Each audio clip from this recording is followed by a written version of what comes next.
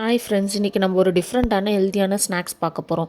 இதை நான் ஃபஸ்ட்டு ஒரு 4 இயர்ஸ் பேக் கொல்லிமலைக்கு போயிருக்கும் போது அங்கே ஒரு ஃபால்ஸ் பக்கத்தில் ஒரு சின்ன கடையில் தான் இந்த ஸ்நாக்ஸ் நான் ஃபஸ்ட் டைம் வாங்கி சாப்பிட்டேன். அது எப்படி செய்யறதுனா, ஒரு மரவள்ளி கிழங்கை தோல் நீக்கிட்டு அதை நல்லா துருவிக்கணும்.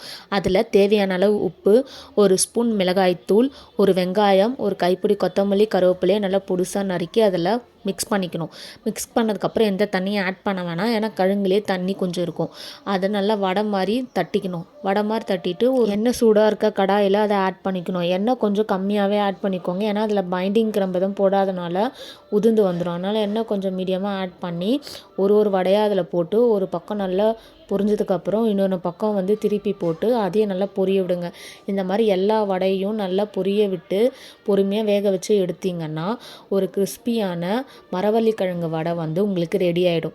அது நீங்கள் பிளேட் பண்ணி நல்லா என்ஜாய் பண்ணி சாப்பிடுங்க. இந்த மாதிரி ஸ்நாக்ஸ் வீடியோஸ்லாம் வேணும்னா எங்களோட சேனலை சப்ஸ்கிரைப் பண்ணி வச்சுக்கோங்க ஃப்ரெண்ட்ஸ்.